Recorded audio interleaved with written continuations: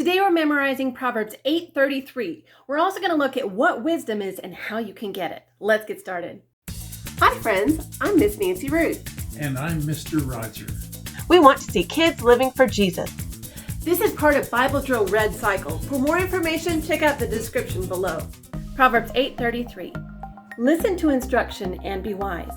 Don't ignore it. Proverbs 8:33. Wisdom is knowing the right thing to do.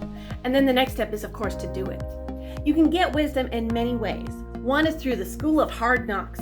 You just learn by messing up and doing the wrong thing, and then you figure out, oh, I should do something different. That's not ideal, but it is one of the ways that we gain wisdom. That's one of the reasons why they say the older you get, the more wisdom you have, because you have more of that life experience. You've messed up more times, so you've learned from those mistakes and become more wise. Proverbs 8:33.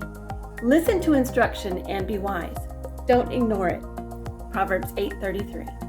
There are other ways, less painful ways, to gain wisdom as well. One is by listening to other people.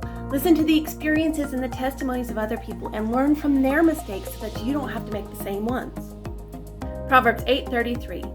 Listen to instruction and be wise. Don't ignore it. Proverbs 8:33. Most importantly, the best way to gain wisdom is through God's Word.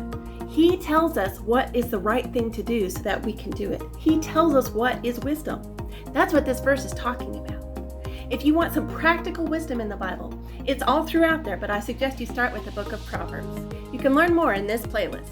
Don't forget to subscribe. We post memory verses in 4 translations, key passages, answers to Bible questions, and more. Check out our store and freebies at parentroadmin.com. We love you, friends. See you next time.